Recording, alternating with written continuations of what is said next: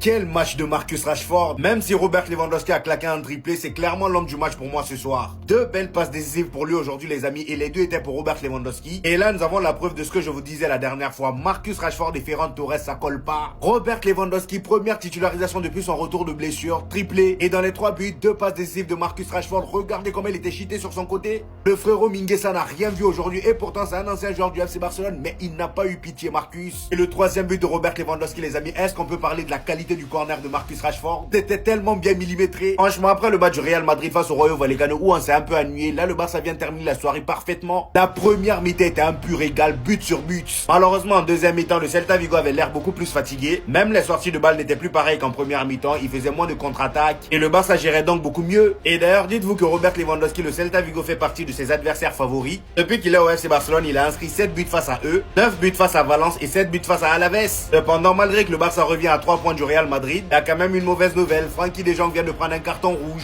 Après avoir perdu Pedri, maintenant c'est des gens que vous perdez. Vous avez la chance que c'est la trêve internationale bientôt. Bref, je sais pas ce que vous avez pensé du match, mais dites-moi ça en commentaire.